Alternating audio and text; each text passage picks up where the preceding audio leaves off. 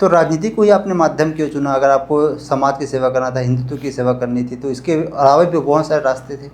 वो मेरे लिए एक प्लेटफॉर्म है और मेरी मूल अवधारणा, मेरा मूल कार्य राष्ट्र के प्रति समर्पण, समाज के प्रति समर्पण है। कितना कुछ विकास हुआ है और विकास की दिशा में कितना आगे बढ़ा छत्तीसगढ़? विकास एक स्टेज पार करेंगे, दूसरा स्टेज, तीसरा स्टेज, तो विकास कंटिन्यूएशन में चलते रहता है। तो अभी भी ये मूलभूत सुविधाओं के ऊपर चुनाव लड़ना, उन पर चर्चा करना कितना सही लगता है? उस पर यह उपलब्धि हो गई प्रदेश में कि कोई आदमी कम से कम भूखा नहीं सोता है। जो बीजेपी का 15 साल था वो सिर्फ अपने खुद का और अपने आसपास जितने भी लोग हैं उनका जेब भरने का कार्यकाल रहा है। भूपेश बघेल ने 5 साल काम किया ना, वाकई में इतिहास में भूतो न भविष्यते है।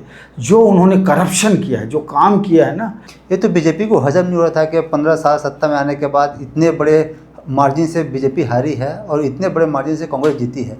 मैं भूपेश बघेल, टी.एस. सिंहदेव, राहुल गांधी और सोनिया गांधी से एक प्रश्न करता हूँ।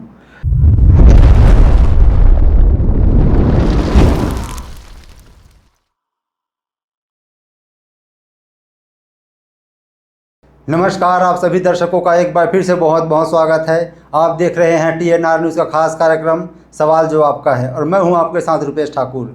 साथियों, जैसे कि आप जानते हैं, इस कार्यक्रम के माध्यम से हम लगातार अलग अलग विधायक, नेता, मंत्री और सांसदों से आपकी मुलाकात करवाते हैं और जानने समझने का प्रयास करते हैं उनके जीवन के सफ़र और संघर्ष को, और कुछ ऐसी बात जो अभी तक अनभिज्ञ रही है आम जनता के लिए। आज हमारे साथ मेहमान हैं, वह बेहद खास है। हम बात कर रहे हैं नरेश चंद्र गुप्ता जी की, जो अधिवक्ता भी हैं और भाजपा में एक वरिष्ठ नेता भी हैं। आपका बहुत बहुत स्वागत है। नमस्कार। चर्चा में आगे बढ़ेंगे सर, लेकिन हम जानना चाहते हैं, क्योंकि हमारा कार्यक्रम का पहला पड़ाव ही रहता है कि हमारे कार्यक्रम में जो भी मेहमान हैं उनके बारे में जानने समझे। कौन है नरेश चंद्र गुप्ता जी? नरेश सिंह गुप्ता एक सामान्य सा इस प्रदेश का नागरिक है, इस शहर का नागरिक है, जो अपने आइडेंटिटी के लिए नहीं, समाज के लिए जीता है। मैं प्रयास ये करता हूँ कि जो कुछ भी हूँ मैं समाज की वजह से हूँ, समाज को ही सबको समर्पण करूँ। राष्ट्र, समाज, उसके बाद बाकी सारी चीज़ें आती हैं। मेरा मूल अवधारणा वही है और उसी अवधारणा में मैं मूल रूप से काम करता हूँ। जी, आपका राजनीति की ओर झुकाव कब हुआ और क्या कुछ फैक्टर रहा कि आपको राजनीति की तरफ आना पड़ा? राजनीतिक जीवन तो मेरी दिनचर्या है। मैं उस राजनीतिक पृष्ठभूमि पर पैदा हुआ हूँ। मेरे दादाजी, मेरे बाबा जी स्वर्गीय विश्वनाथ प्रसाद जी गुप्ता, जो पेशे से अधिवक्ता थे, वो राष्ट्रीय स्वयंसेवक संघ और जैन संघ के एक वरिष्ठ कार्यकर्ता थे। उन्होंने मैं अपना जीवन उनके मार्गदर्शन में ही अपना जीवन यापन शुरू किया। मेरा बचपन छत्तीसगढ़ के एक छोटे से गांव, जो अब ज़िले के रूप में हो गया, वहाँ गुजरा। मूल रूप से मेरा बचपन मुंगेली शहर में गुजरा है, जो अब शहर हो गया, किसी समय कस्बा हुआ करता, आज जिला मुख्यालय है। मैं वहाँ से अपने जीवन और राजनीतिक दिनचर्या वहाँ से मेरी प्रारंभ हुई। जिस दिन मैं पैदा हुआ, राष्ट्रीय स्वयंसेवक संघ और जनसंघ के जो उनका विचार था, उनकी सोच थी, जीवन शैली थी, उस पर मैं पला बढ़ा और आज इस स्थान पर पहुँचा हूँ। जी, एक स्टेज होता है जब इंसान फैसला करता है कि मुझे किस दिशा में आगे बढ़ना चाहिए, तो आपका स्टेज कौन सा था? आपका उम्र क्या था और क्या आपको लगा कि बीजेपी में आपको जो एक विचारधारा होता है किसी पार्टी में जाने के लिए, तो बीजेपी से आपका सूटेबल मेल खाया, या फिर आप दूसरे पार्टी में जाने के लिए सोच रहे थे क्योंकि आपका बोले थे कि आपका राजनीति बीजेपी से जुड़ा हुआ था? देखिए, मैं मूल रूप से कोई राजनीति को एक ऑप्शन के रूप में बीजेपी में नहीं आया। मैं राष्ट्रीय स्वयंसेवक संघ का एक स्वयंसेवक हूँ और मेरी पारिवारिक पृष्ठभूमि, जैसे मैंने पूर्व में बताया, मैं तो शैशव काल से, जिस दिन पैदा हुआ हूँ उस दिन से संघ विचारधारा और जनसंघ की विचारधारा पर ही काम करते रहा और काम करते करते आज इस स्थान तक पहुँचा हूँ। मैंने कहीं ऑप्शन के रूप में कहीं सोचा ही नहीं। मेरी जीवन शैली का हिस्सा है यह, ऑप्शन नहीं है मेरे पास कहीं भी। मैं मूल रूप से इसी संस्कार में पला बढ़ा हूँ और यही मेरी जीवन शैली है। सक्रिय रूप से आपका राजनीति में आना कब हुआ? भाई बताया, मुझे सक्रिय रूप से तो एक समय के हिसाब से मैं लगभग 80-82 से राजनीति के जब से मैं कॉलेज आया, उसके पहले भी मैं संघ में और पार्टी में और जनसंघ के समय में भी और भारतीय जनता पार्टी के समय भी, मैं जब स्कूल में था तो भी मैं काम करते रहा जी। है। तो मेरे लिए ऐसा नहीं लगता कि मैं किसी दिन राजनीति में आया।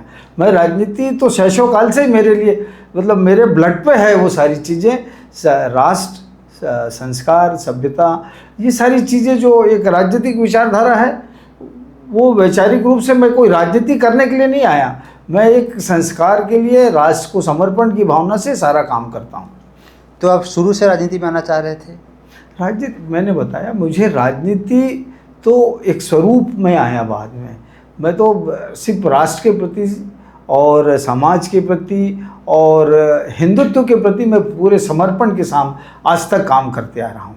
तो राजनीति को ही आपने माध्यम क्यों चुना? अगर आपको समाज की सेवा करना था, हिंदुत्व की सेवा करनी थी, तो इसके अलावा भी बहुत सारे रास्ते थे।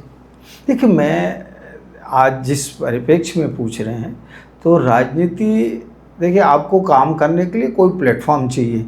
आपकी विचारधारा को किसी रूप में ले जाने के लिए या किसी विचारधारा के फॉलो करने के लिए आपको एक प्लेटफॉर्म चाहिए। वो मेरे लिए एक प्लेटफॉर्म है और मेरी मूल अवधारणा, मेरा मूल कार्य राष्ट्र के प्रति समर्पण, समाज के प्रति समर्पण है। अब भारतीय जनता पार्टी से जुड़े हैं, तो क्या क्या आपके सामने समस्याएं, चुनौती या फिर एक उपलब्धि होती है? कुछ थोड़ा संक्षेप में बताएंगे। आपका देखिए, सफर कैसा रहा? मेरी उपलब्धि तो आज मैं भारतीय जनता पार्टी का एक प्रदेश स्तर पर पदाधिकारी हूँ। ये मेरे जीवन की उपलब्धि, यह मुझे भारतीय जनता पार्टी ने मुझे यह स्थान आज प्रदान किया है। कभी आपने सोचा कि काश मैं भी आज विधायक रहता, सांसद रहता? देखिए, विधायक और सांसद तो कोई एक ही होता है। तो मैंने कभी यह नहीं सोचा कि मुझे विधायक की टिकट क्यों नहीं मिली या सांसद की टिकट क्यों नहीं मिली।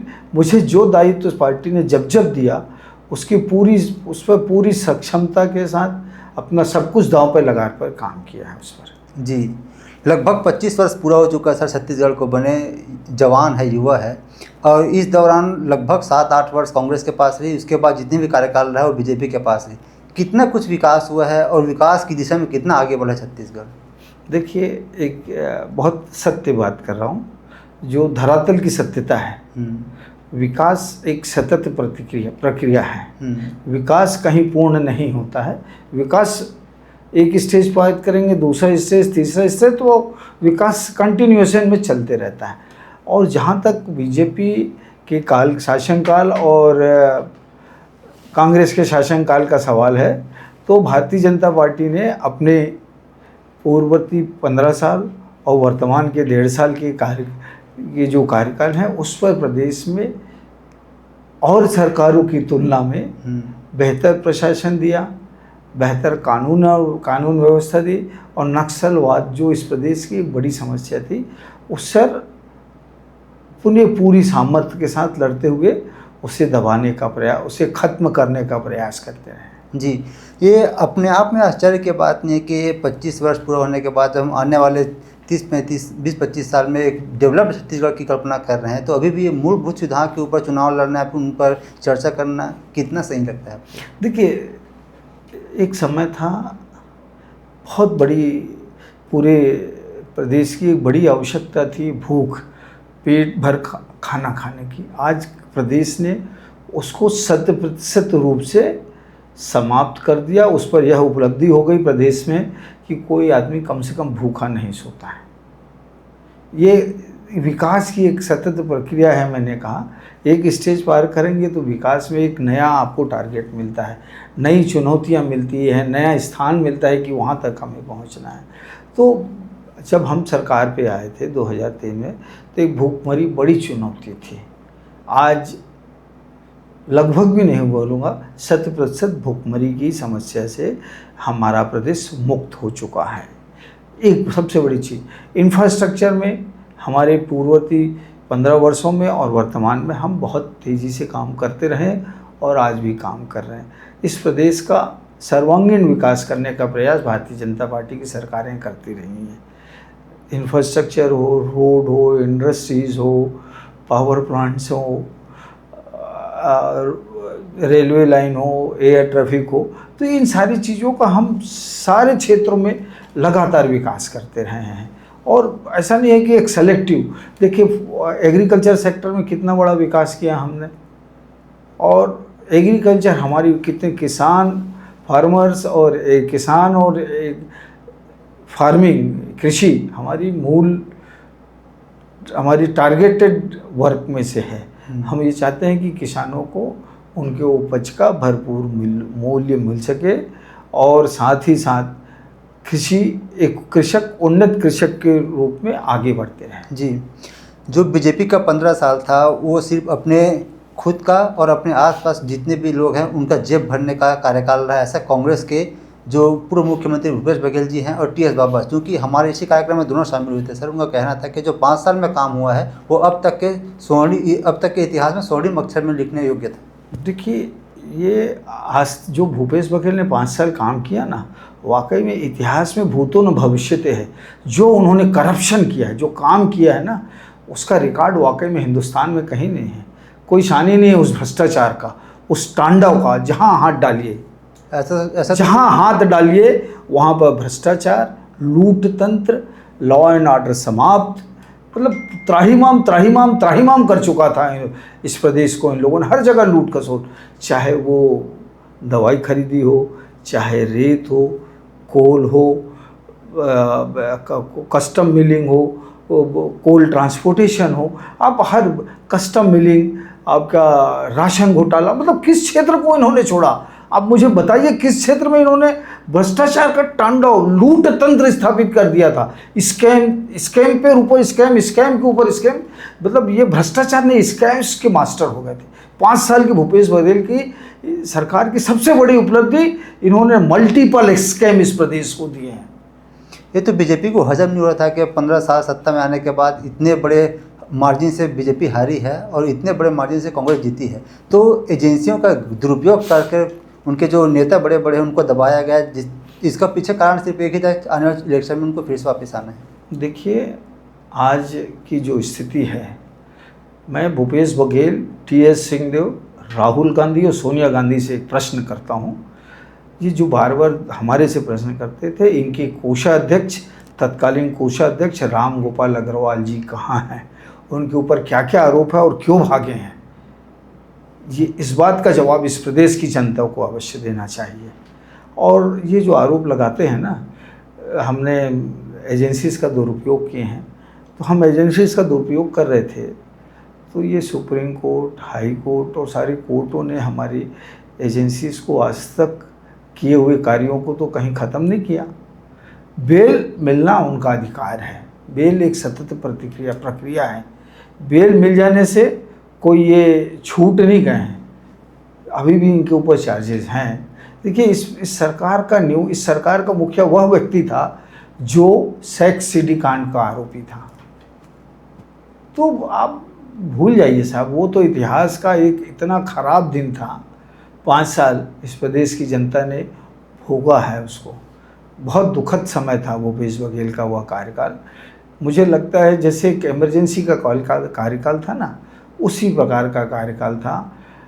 जो बड़े बड़े विचारक जो सोचते हैं कि इमरजेंसी के कार्यकाल को हिंदुस्तान के इतिहास के से हटा दिया जाए तो बेहतर होगा, वही स्थिति छत्तीसगढ़ की ये 5 साल के कार्यकाल था।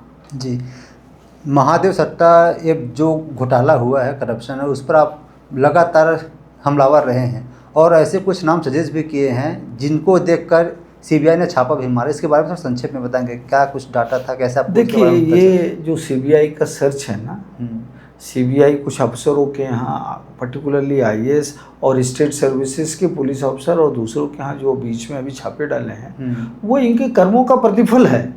मैंने कुछ नहीं किया, इनके कर्मों का, ईडी के इन्वेस्टिगेशन का और दूसरी एजेंसीज के इन्वेस्टिगेशन को लेकर मैं सीबीआई और दूसरी एजेंसी से सतत रूप से संपर्क में रहा, उन्हें पत्राचार करते रहा, उनको सारी चीज़ें से अपग्रेड कराते रहा।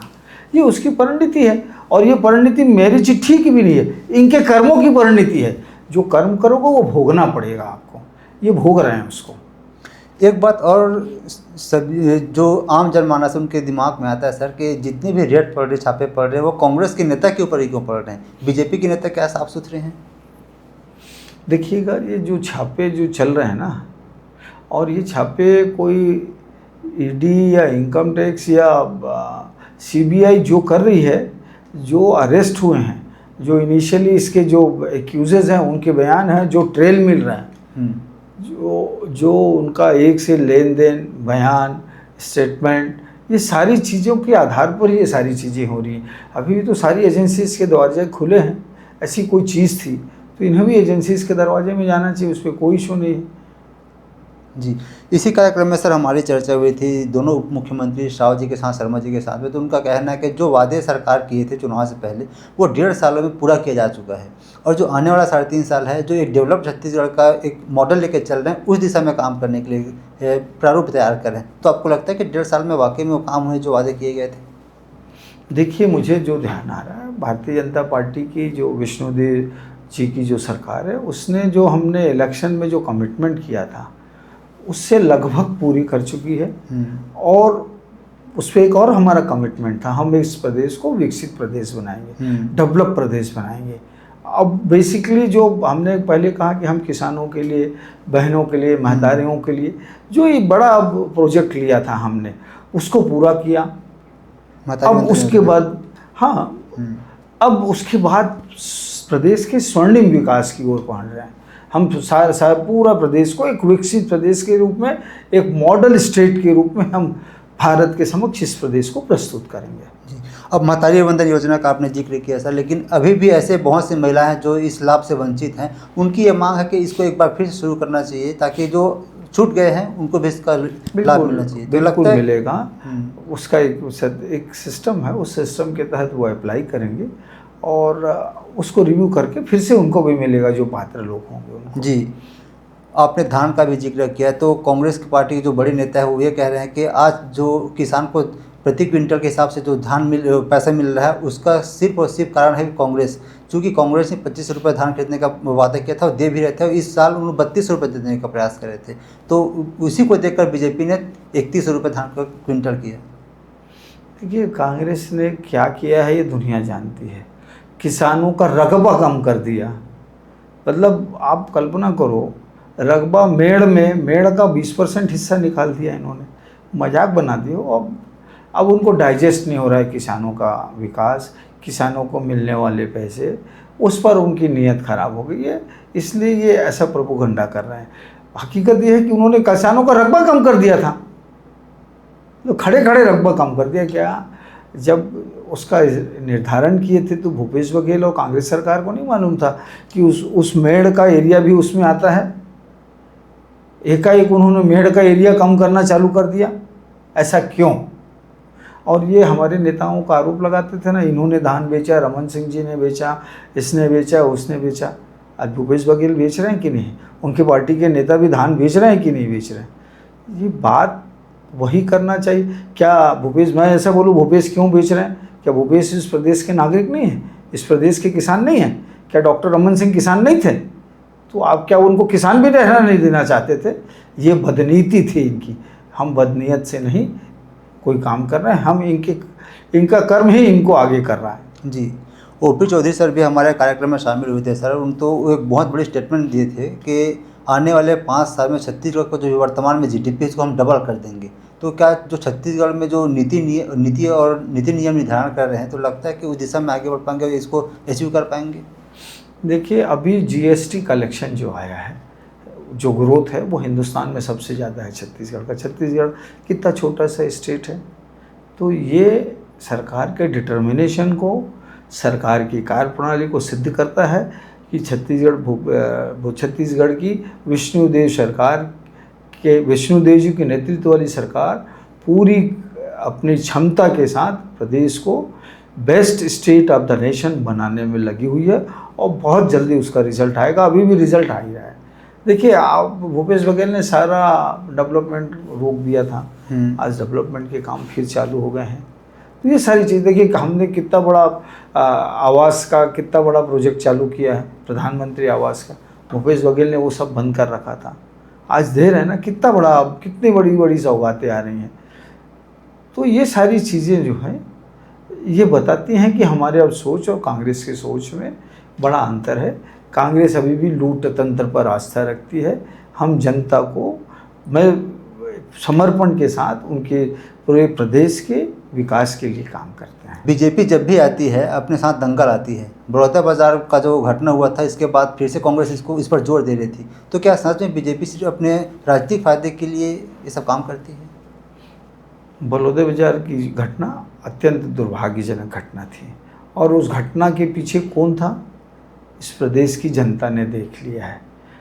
और ये ऐसा प्रोजेक्ट कर रहे हैं। मैंने आपको बहुत पहले अभी इसी इंटरव्यू में मैंने कहा, बेल मिलना, आप आरोप से मुक्त नहीं हो गए हो, आप आरोपी अभी भी हो। बेल मिला है आपको, और जिसको बेल मिला है, जो उसके मुख्य आरोपी हैं, वो मेरे ध्यान में जो है, शायद इस प्रदेश की जनता भी जानती है, वो कांग्रेस पार्टी के एमएलए हैं। तो ये दंगा, कांग्रेस को ये बिल्कुल बर्दाश्त नहीं होती है कि भारतीय जनता पार्टी के लोग सत्ता में आ गए हैं। तो वो ये सारा प्रपंच करते हैं इस तरीके से। कांग्रेस अभी संविधान बचाओ यात्रा निकाल रही है, न्याय यात्रा निकाल रही है, छत्तीसगढ़ न्याय यात्रा। तो क्या यहाँ के जो छत्तीसगढ़ियाँ हैं उनके साथ अन्याय हो रही है, जिसको उनको बचाने के लिए कांग्रेस पार्टी इतना जद्दोजहद कर रही है? संविधान बचाओ का मैं भूपेश बघेल जी और आपके नेता प्रतिपक्ष चरणदास महंत दोनों से अवगत करता हूँ कि संविधान बचाओ के उनके इस मूवमेंट का ऑब्जेक्ट क्या है, संविधान कैसे खतरे में है, ये थोड़ा जनता को बता दें। जो कांग्रेस के लोगों को उनके भ्रष्टाचार को उजागर कर दिया जाए, तो क्या वो संविधान का हनन हो गया? आप बताइए, इमरजेंसी लगाया, असंवैधानिक तरीके से इमरजेंसी लगाया था कांग्रेस पार्टी ने, कुछ अक्षम्य है। अब तो उसके लिए कांग्रेस के तत्कालीन सरकार के एक एक व्यक्ति को सजा मिलनी चाहिए, प्रोसिक्यूट होना चाहिए। उस देश के ऊपर कितना बड़ा इन्होंने अन्याय किया था, प्रजातंत्र का गला घोट दिया था। तो घोटने का प्रयास नहीं किया था, प्रजातंत्र को ख़त्म कर दिया था उस दौरान ही। तो आज क्या संविधान की ये बात करते हैं, किस मुख से बात करते हैं, ये क्या सोच है इनका, क्या है, कैसा संविधान का हनन हो रहा है बताइए आप जो आप बोलते हैं कि हमारे प्रजातांत्रिक अधिकारों का हनन हो रहा है। आप मोदी जी से लेकर विष्णु देसाई और हमारे छोटे से छोटे कार्यकर्ताओं के बारे में क्या अनगढ़ आरोप नहीं लगाते हैं, आप क्या नहीं बोलते हैं? उसके बाद क्या आपको संविधान हमने रोका कभी उस पर? लेकिन जो आप कर्म किए हो वो तो भोगना पड़ेगा। और आपको जो इतनी बड़ी डील की है कांग्रेस पार्टी के दोनों तीनों नेताओं ने, तो नेशनल हेराल्ड को तो आपको, इस देश की संपत्ति है, इस देश के लोगों ने चंदा दिया है उस कांग्रेस पार्टी को, राजनीतिक दल को राजनीतिक कार्यों के लिए चंदा दिया हुआ था, यह लूट खसोट के लिए नहीं दिया हुआ था। और इलेक्शन कमीशन का एक लेटडाउन नाम्स है, उसके तहत ही आप उस चंदे का उपयोग कर सकते हो। और वो पीएमएलए का कितना बड़ा क्राइम है वो दिख रहा है। जैसी वो जब उनके खिलाफ कार्रवाई फ्रेम होती है, उनके कर्मों का आईना जब एजेंसीज दिखाती हैं, तब ये प्रजातंत्र, इनको संविधान और प्रजातंत्र याद आने लगता है। जो लूट तंत्र का आपने काम किया है उसका क्या हुआ? मार्च 2026 तक नक्सलवाद को ख़त्म करने के लिए गृह मंत्री अमित शाह प्रतिबद्ध हैं। वो वादा करके गए यहाँ से। जिस प्रकार से नक्सली इनकाउंटर किए जा रहे हैं और आत्मसमर्पण कर रहे हैं, इससे ठीक पहले कांग्रेस पार्टी ये आरोप लगाती थी कि वहाँ के जो निर्दोष आदिवासी हैं उनको नक्सली बताकर मारा जा रहा है। तो क्या अभी भी उनका स्टैंड यही है कि बीजेपी वाकई में अपने पीठ थपथपाने के लिए आदिवासियों को मार रही थी? अभी पिछले 15 दिन, एक डेढ़ महीने में कितने नक्सली के कितने बड़े बड़े लोग मारे गए, कितने पदाधिकारी मारे गए। अभी तो भूपेश बघेल जी और चरणदास जी एकदम मौन में हैं। क्यों मौन हैं? तो ये बता रही है कि भारत सरकार पूरे डिटर्मिनेशन के साथ, पूरे कमिटमेंट के साथ इस देश से, इस प्रदेश से नक्सलवाद को समाप्त करने के लिए काम कर रही है। और बहुत सारे लोग हैं, पूर्ववर्ती सरकार के बहुत सारे लोग नक्सलियों को इंटरनल सपोर्ट करते थे। आज भी ये वैचारिक रूप से जो अर्बन नक्सली हैं सो कॉल्ड, वो अभी भी इन नक्सलियों को सपोर्ट करते हैं, जिसको कुछ राजनीतिक दल के लोग भी पीछे से सपोर्ट करते हैं। जी, शायद सरकार इतना झिझक में क्यों है, या फिर डर में है क्या जिसकी वजह से मंत्रिमंडल विस्तार नहीं कर पा रहे हैं, 2 वर्ष पूरा हो चुका है। देखिए, मंत्रिमंडल का विस्तार अतिशीघ्र होगा, और डर किस बात का है? मंत्रिमंडल के विस्तार में कोई डर नहीं है, लेकिन हाँ, बहुत सारी राजनीतिक चीज़ें होती हैं, और ये मुख्यमंत्री जी का विशेषाधिकार है। शायद मेरा उस पर बोलना सर्वथा अनुचित होगा। मुख्यमंत्री जी को जब लगेगा वो विस्तार करेंगे। प्रदेश में अपराधों का ग्राफ बढ़ा है, लगातार हत्याएं, बलात्कार, चोर डकैती हो रही है, और अंधविश्वास के पीछे भी बहुत सारी घटनाएं घट रही है। तो क्या इस पर लगाम लगाने के लिए कुछ खास रणनीति बनाने की ज़रूरत है? देखिए, लॉ एंड ऑर्डर का सिचुएशन पहले से फार बेटर है। पहले लोगों को एफआईआर नहीं होने देते थे, लोगों के ऊपर दबाव बनाते थे। आप बताइए, इतने बड़े बड़े स्कैम हुए। वह जो कुछ अफसरों का मैं आपको एग्जांपल कोट कर रहा हूँ, जो कॉन्फिडेंशियल फाइल, घर की फाइलें, सरकार की फाइलें किसी व्यापारियों के पास, किसी कांग्रेस के पदाधिकारियों के पास, या किसी कॉन्ट्रैक्टर्स के पास जा रही हैं, और कॉन्ट्रैक्टर के कहने पर, किसी एजेंट दलालों के कहने पर यदि स्वीकृति मिलती थी, उसके खिलाफ तो कोई एफआईआर नहीं हुई। तो ये ग्राफ को ऐसा मैनेज करते थे। अब वही सारे कर्मों को बाहर लाया जा रहा है, तो डेफिनेटली कुछ बड़े बड़े स्कीम बाहर आ रहे हैं। पिछले कुछ समय में राजनीति में जो युवा वर्ग हैं वो बहुत तेज़ी से आ रहे हैं, लेकिन बहुत जल्दी बहुत कुछ पाना चाह रहे हैं, चाहे पैसा हो, पावर हो, मनी गेम, पावर गेम, पता नहीं क्या के। तो कितना सही है राजनीति के लिए और भविष्य के लिए प्रदेश के? देखिए, हर चीज़ में संयम की आवश्यकता होती है। राजनीति नहीं, हर जगह संयम। यदि आपके जीवन में संयम है, आप स्लो, मतलब ग्रोथ का रेट स्लो नहीं होना चाहिए, लेकिन पद की लालसा थोड़ी सी कम होनी चाहिए लोगों पर। राजनीति नहीं, हर क्षेत्रों में, हर जगह वो एक समाज में जो चीज़ें थी वो सब जगह है। और मुझे नहीं लगता कि युवा इतने जल्दी आतुर है। युवा मेहनत ज़्यादा करता है, तो उसकी अपेक्षाएं होती हैं। तो युवाओं को अपेक्षा बिल्कुल रखनी चाहिए, लेकिन बाई हुक एंड कुक नहीं है। देखिए, सबसे अच्छी बात है कि हमको युवाओं को यह मार्गदर्शन करना चाहिए। आप अपने विकास के लिए, अपने उन्नति के लिए, अपने डेवलपमेंट के लिए 6 घंटे 8 घंटे के बजाय 14 घंटा काम करके लाइए, लेकिन पेशेंस भी रखिए। आप सब कुछ इस देश में, सब कुछ सबके लिए है, और सबके लिए दरवाजे खुले हैं, लेकिन बाई हुक एंड कुक का प्रयास किसी ने नहीं करना चाहिए। आपकी महत्वाकांक्षा राजनीति में कहाँ तक? मेरी महत्वाकांक्षा है राजनीति में जनता की सेवा करना, एक स्थान बनाना समाज में, और बहुसंख्यक समाज को एक देश में स्थापित करना, और उस समाज को स्थान देना। लेकिन जो बहुसंख्यक समाज नहीं है, उनका हितों का भी रक्षा होना चाहिए, लेकिन not at the cost of बहुसंख्यक समाज। मेरी मूल अवधारणा है, राजनीति में भ्रष्टाचार मुक्त राजनीति होना चाहिए, एकदम क्लियर। किसी भी भ्रष्टाचार सिर्फ पैसे का लेन देन नहीं, सारे प्रकार के आचार विचार, आचरण, जीवन शैली, मेरा पर्सनल कैरेक्टर, ये सारी चीज़ें उसमें समाहित होती हैं। तो वो सारी चीज़ें इस देश के प्रत्येक नागरिक को, और पर्टिकुलरली युवाओं को, अपने पर्सनल कैरेक्टर, अपनी कार्य प्रणाली, अपनी जीवन शैली, उस पर विशेष रूप से ध्यान देना चाहिए। और राष्ट्र के प्रति पूरा समर्पण, लेकिन परिवार के बुजुर्गों और राजनीति के बुजुर्गों के प्रति सद्भावना नहीं, उनके लिए समर्पण का भाव होना चाहिए, और उनके लिए हमेशा 2 कदम आगे चल के उनको सहयोग प्रदान करना चाहिए। आप पेशे से अधिवक्ता भी हैं और राजनीति में भी हैं, तो दोनों को कैसे मैनेज कर रहे हैं? क्या अलग आप इस एक डेडलाइन बना के रखे हैं कि मुझे ये काम करना है इस समय में, मुझे इस समय? देखिए, मैं विगत कुछ वर्षों से मेरा व्यक्तिगत जीवन जो है, शायद मेरे पास अपने लिए स्वयं के लिए समय नहीं है, या मेरे राजनीतिक गतिविधियों के लिए है, सामाजिक कार्यों के लिए है, या मेरे प्रोफेशन के लिए है।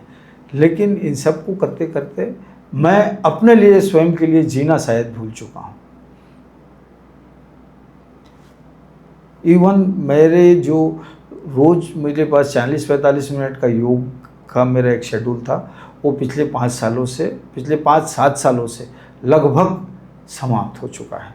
उसके लिए मैं समय नहीं देता हूँ। 5-7 दिन में कभी वो योग में चला जाता हूँ। आने वाले समय में राजनीति में क्या कुछ बदलाव आप देखना चाहते हैं, बेहतर कुछ ऐसा जो आप सजेस्ट कर सकते हैं जिसको इम्प्लीमेंट करके उसको हासिल किया जा सके?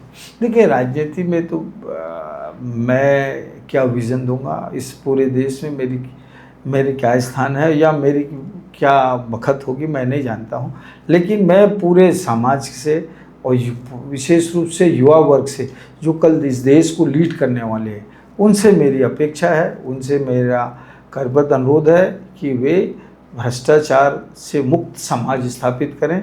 भ्रष्टाचार मतलब सिर्फ पैसा ना समझे, समझ लीजिए सारे आचार विचार आपके आचरण व्यवहार एकदम सुस्पष्ट हों, जो राष्ट्र के लिए और समाज के लिए समर्पित हो। यही मैं राजनीति में कल्पना करता हूँ, यही कामना करता हूँ और प्रत्येक व्यक्ति से इस पे काम करना चाहता हूँ।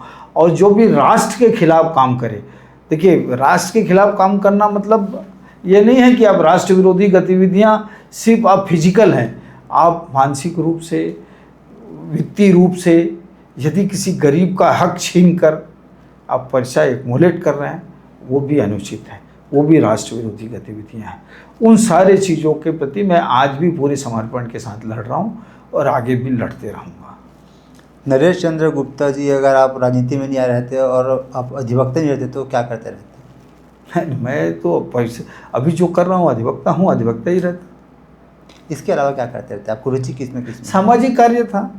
देखिए, मैंने उससे अलावा कभी सोचा नहीं और राजनीति को मैंने अडॉप्ट नहीं किया, वो तो मेरे ब्लड में था जो मैं एक्टिव हो गया। यदि मैं सरकारी नौकरी में जाता तो शायद मैं राजनीति या सामाजिक काम में नहीं होता, लेकिन मैंने प्रोफेशन को ही अडॉप्ट किया। इसलिए मैं जो मेरी पारिवारिक पृष्ठभूमि थी, जो बचपन से पाया, तो ये इस लाइन पे बह गया मैं। राजनीति में आप आदर्श अपना किन्हें मानते हैं कि उनको देखकर आप राजनीति में आए, फिर उनसे सीख कर कुछ बेहतर करने का प्रयास करें? देखिए, मेरे तो मुख्य रूप से जो आदर्श हैं वो बहुत अलग हटके चीज़ें हैं। मेरा मुख्य आदर्श तो मेरा भगवा ध्वज राष्ट्रीय स्वयंसेवक संघ है और राजनीतिक रूप से मैं मूल रूप से मेरी जो विचारधारा है पंडित दीनदयाल जी और श्यामा प्रसाद जी, आडवाणी जी, अटल जी, इनके प्रति मेरा पूरा समर्पण है और इन्हीं के बताए हुए रास्तों पर मैं कोशिश करूंगा कि कुछ कदम चल सकूं इनके बताए हुए रास्ते पर। इन लोग इतने बड़े लोग थे कि मैं उनकी तो 1% उसका अपने जीवन में कुछ फॉलो कर पाता हूँ। इन लोग बहुत बड़े लोग हुआ करते थे, देश को दिशा दिया। आज इतना बड़ा राजनीतिक दल, विश्व का सबसे बड़ा राजनीतिक दल है जिसको इन्होंने स्थापित किया, वो सोच थी। तो सोच के सामने में बहुत बौने से भी बौना, मेरा कहीं कोई हिस्सेदारी नहीं है, लेकिन मैं प्रयास करता हूँ कि इनके बताए हुए मार्ग पर चलूँ। आपका बहुत धन्यवाद सर, समय निकाला है हमारे साथ चर्चा की। जाते जाते हमारे माध्यम से कुछ संदेश देना चाहेंगे प्रदेश की जनता को? देखिए, मैं तो सिर्फ एक ही चाहता हूँ, भ्रष्टाचार मुक्त प्रदेश का निर्माण करिए। इस प्रदेश का सर्वांगीण विकास उसी पर है और भ्रष्टाचार में ये नहीं होना चाहिए कि मैंने जो भ्रष्टाचार मुझे बेनिफिट दिला रहा है वो भ्रष्टाचार नहीं है। इस बात का आकलन यूथ को जरूर कर लेना चाहिए, क्योंकि आने वाला समय और कठिन होगा। और अभी जो पाकिस्तान से चल रहा था, मैं युवाओं से अनुरोध करूंगा जो इस देश में दूसरे देश के नागरिक आके रह रहे हैं, उनको आइडेंटिफाई करके इस प्रदेश से, इस देश से बाहर निकालने में शासन प्रशासन का सहयोग करें। तो आप सुन रहे थे नरेश चंद्र गुप्ता जी को, जिन्होंने अपना अनुभव बताया, क्या कुछ वो अभी तक कर रहे हैं प्रदेश के लिए, जनता की सेवा के भावना के रूप में पार्टी के साथ में, और क्या कुछ करना चाहते हैं। जो कुछ भी दायित्व पार्टी के द्वारा उन्हें दिया जाता है अभी तक वो ईमानदारी के साथ करते आए हैं और करते रहेंगे। साथियों, फिलहाल इस कार्यक्रम में इतने ही। अगली बार आपसे फिर होगी मुलाकात एक नए कार्यक्रम में नए मेहमान के साथ। तब तक के लिए अनुमति दीजिए। नमस्कार।